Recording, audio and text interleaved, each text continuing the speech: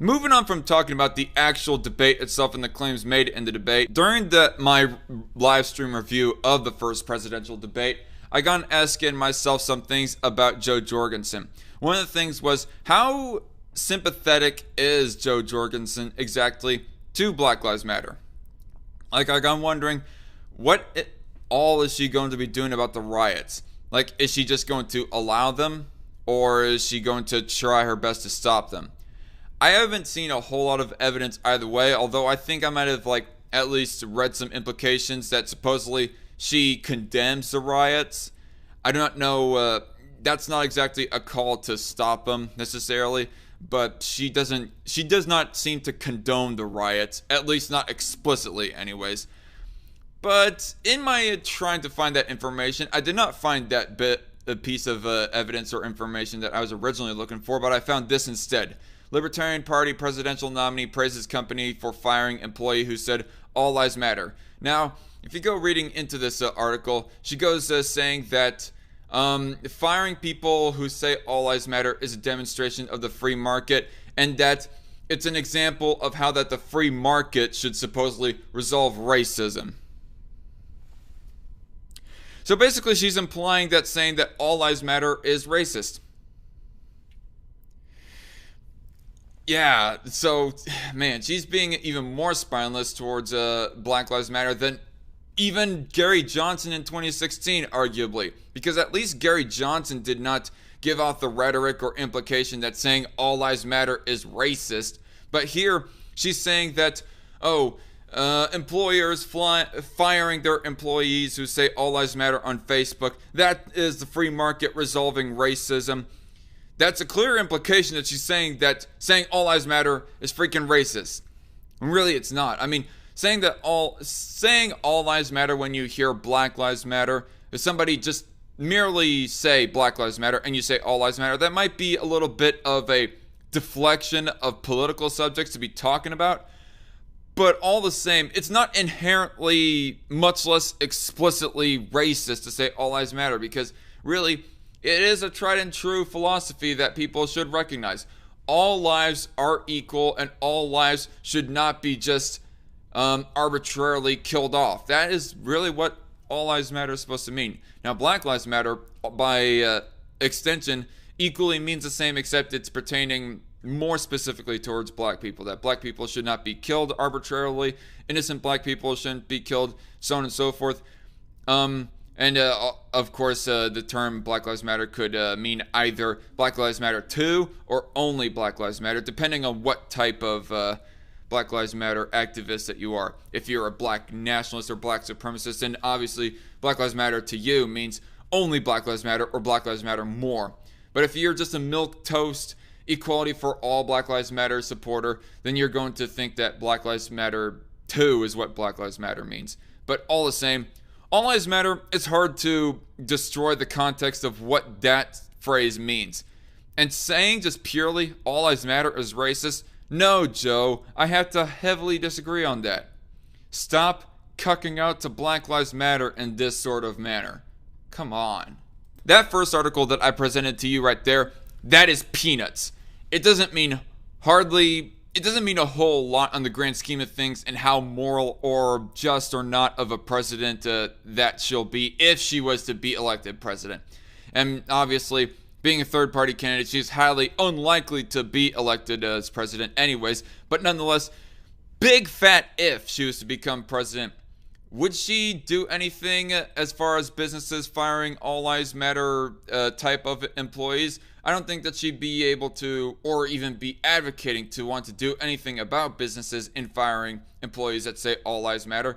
But here, this is a little bit more on the practical side of things. She wants to nominate, or at least one of the nominees that she proposes is Alan Dershowitz. Now, go reading into this article here, folks, and you'll go to find out that freaking Alan Dershowitz is an associate of Jeffrey Epstein. You heard me right there, folks. Alan Dershowitz has affiliated and associated with Jeffrey Epstein. Now, before I go on any further, I just want to annotate that I do not really consider a Jeffrey Epstein association to be the end-all be-all of a person's moral character. I mean, before the child predatory incrimination stuff came out about Jeffrey Epstein, that would be before all that shit. But here's another thing that is kind of condemning and almost incriminating on Alan Dershowitz's part. Not only is he merely associated with Jeffrey Epstein, but he is also for lowering the age of consent. So,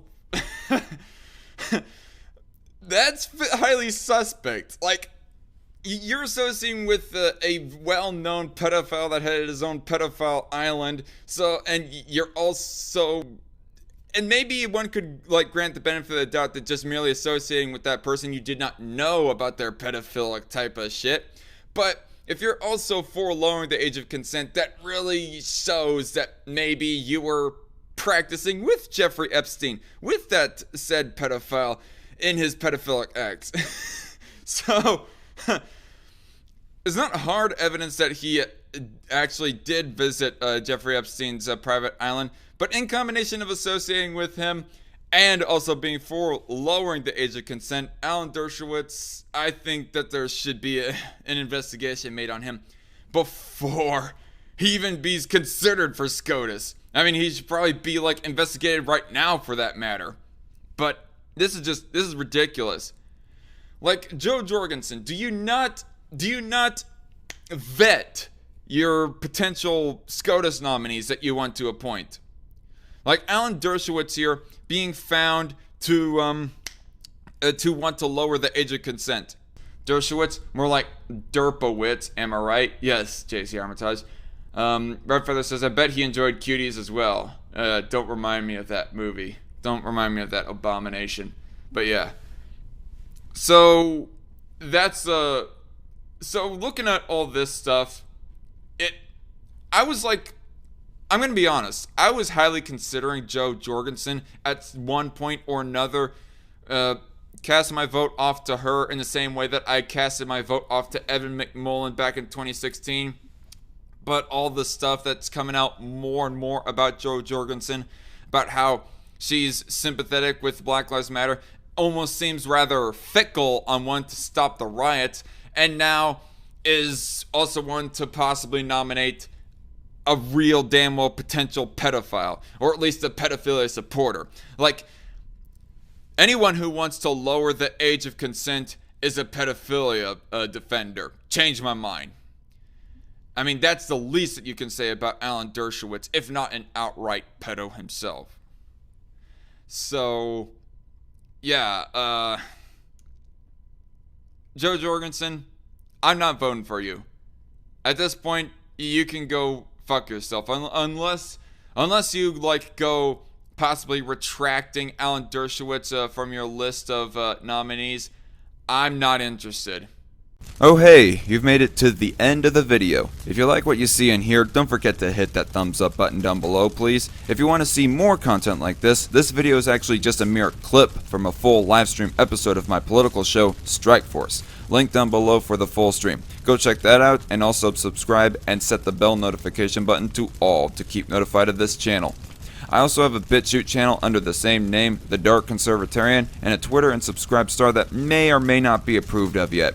Links for those two as well in the description box. Hope to see you all later. Good day, and God bless.